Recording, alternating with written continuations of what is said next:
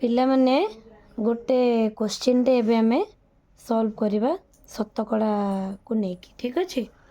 ଦେଖ କ୍ୱେଶ୍ଚିନ୍ଟା ଏମିତି ଅଛି, ରାମବାବୁ ନିଜ ରୋଜଗାରର 25% ସଞ୍ଚୟ କରନ୍ତି। ଯଦି ସେ 70,000 ଟଙ୍କା ଦରମା ପାଉଥାନ୍ତି ତେବେ ସେ କେତେ ଟଙ୍କା ଖର୍ଚ୍ଚ କରନ୍ତି? ଠିକ୍ ଅଛି। ତ ଆମ ରୋଜଗାର ଯେଉଁଟା ହେଇଥିବ, ରୋଜଗାରକୁ ଆମେ କ'ଣ କରିବା? ଇଦର ଆମେ ସଞ୍ଚୟ କରିବା ଅର୍ ତାକୁ ଖର୍ଚ୍ଚ କରିବା। ଯେତିକି ଟଙ୍କା ସଞ୍ଚୟ କରୁଛେ ସେତିକି ଟଙ୍କା ଯଦି କାଢ଼ିଦେବା, ବାକି ଟଙ୍କାଟାକୁ ଆମେ କ'ଣ କରୁଛେ? ଖର୍ଚ୍ଚ କରୁଛେ। ତାହେଲେ ଏଠି ଆମକୁ ମେଜରଲି କ'ଣ କରିବାର ଅଛି? ଦେଖ, ଯଦି 70,000 ଟଙ୍କା ରୋଜଗାର ହେଉଥାଏ, ତା'ର 25%କୁ ଖର୍ଚ୍ଚ କରାଯାଉଥାଏ, ତାହେଲେ ଯାହା ରହିଲା ସେଇଟାକୁ ଆମେ କ'ଣ କରୁଛେ? ଯଦି 25%କୁ ସଞ୍ଚୟ କରୁଛେ, ବାକି ଯାହା ରହିଗଲା ସେଇଟାକୁ ଆମେ ଖର୍ଚ୍ଚ କରୁଛେ। ଠିକ୍ ଅଛି। ତ ଆକୁ ଆମେ ଦୁଇଟା ଯାକ ବାଟରେ କରିବା। ତ ଆରମ୍ଭ କରିବା, ଦୁଇଟା ଯାକ ବାଟରେ କରିବା। ଏପଟେ ଆମେ କରିବା ଡାଇରେକ୍ଟ ମେଥଡ଼, ଏଇପଟେ ଆମେ କରିବା ୟୁନିଟାରୀ ବା ଐକିକ ଧାରା। ଚलो ଧାରାରେ କରିବା। ଡାଇରେକ୍ଟ ମେଥଡ଼ ଯଦି କରୁଛେ, କ'ଣ କରୁଛେ ନା ରୋଜଗାର କେତେ? ରୋଜଗାର ଆମର ହେଲା 70,000 ଟଙ୍କା। ସଞ୍ଚୟ କେତେ କରୁଛନ୍ତି? ନା ସେ ସଞ୍ଚୟ କଲେ 25%। ତାହେଲେ ଆଗ ବାହାର କରିଦେବା କେତେ ଟଙ୍କା ସଞ୍ଚୟ କଲେ? ନା 70,000ର 25%, ଯେତିକି ରୋଜଗାର କରୁଥିଲେ ତା'ର 25।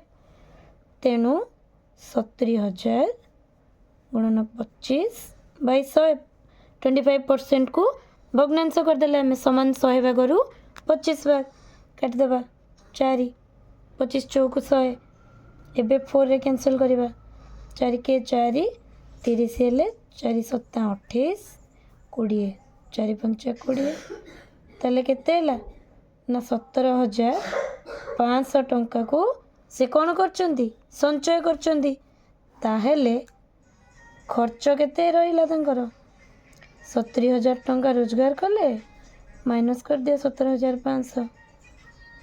ତାହେଲେ କେତେ ହେଲା? 9ରୁ 7 ଗଲେ 2, 52,500 ଟଙ୍କାକୁ ସେ କ'ଣ କରୁଛନ୍ତି? ଖର୍ଚ୍ଚ କରୁଛନ୍ତି।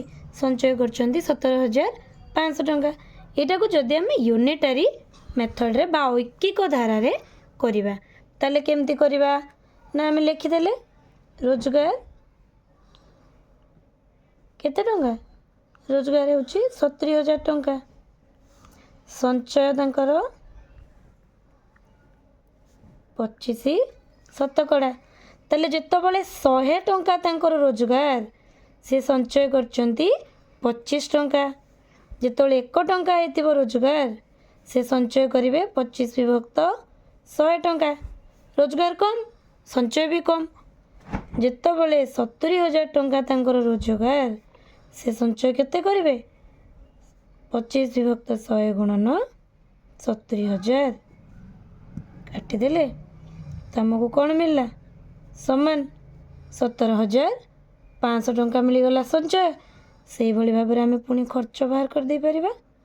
70,000 ମାଇନସ୍ 17,500, ଯେଉଁଟାକି ଆମର କେତେ ହେଲା? 52,500 ଟଙ୍କା। ବୁଝିପାରିଲ? Thank you.